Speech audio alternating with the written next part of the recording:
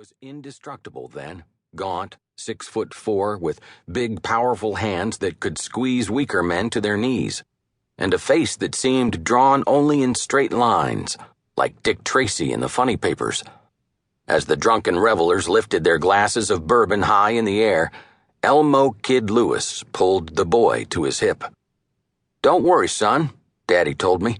"That'll be you on there someday. That'll be you." He does not know if his daddy meant it would be him up there with the rich folks, the high and mighty, or if it would be his songs they played as the boat passed by. "I think maybe," he says, "it was both." Elmo knew it the way he knew wading in the river would get him wet.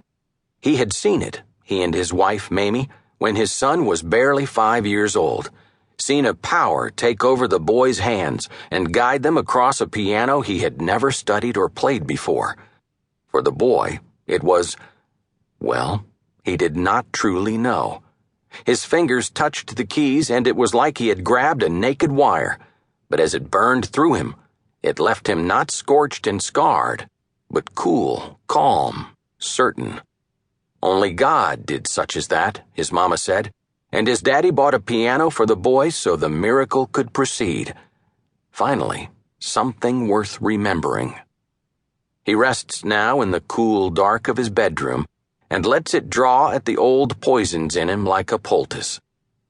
He is a swaggering man by nature, but for a moment there is no strut in him. "Mama and Daddy," he says, "believed in me." He tried to pay them back with houses and land and Cadillacs. "Money makes the mare trot," Mama always said. But the debt will never be settled. The piano, the weight of it, tilted the world.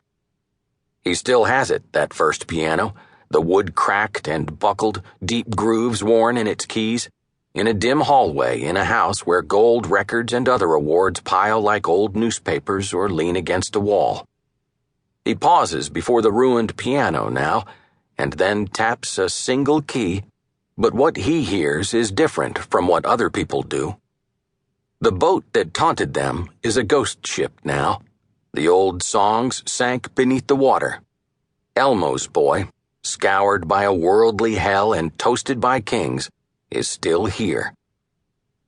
In the summers of 2011 and 2012, I listened in the quiet gloom of his bedroom as he told me what was worth remembering. He told me some of the rest of it, too, when he felt like it, for as long as he felt like it. He remembered it as it pleased him. That does not mean he always remembered it the same way twice, but day after day I was reminded of a line I once read. It was like any life, really, but with the dull parts taken out.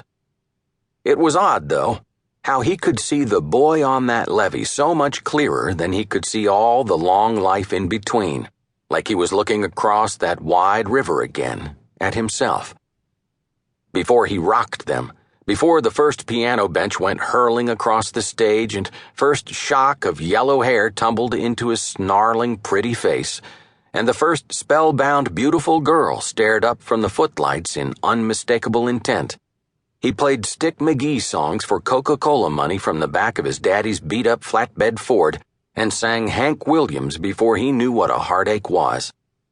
Before Memphis, before he took them from the VFW and convention halls to a place they'd not been even in a fever dream, before preachers and parliament damned him for corrupting the youth of their nations, before he made Elvis cry, he listened to the Grand Ole Opry on his mother's radio, the battery she saved all week till Saturday night finally fading to nothing at the end of a Roy Acuff song. Before Bedlam, before he stacked money and hit records to the sun and blazed up, up, to come smoking to earth only to rise and fall and rise again. Before he outlasted almost all of his kind and proved on 10,000 stages that no amount of self-destruction could smother his voice or quiet the thunder in his left hand. Before John Lennon knelt and kissed his feet, he performed his first solo in the Texas Avenue Assembly of God, then hid under a table in Haney's big house to see people grind to the gut bucket blues. Before any of it, before the first needle and first million pills, before the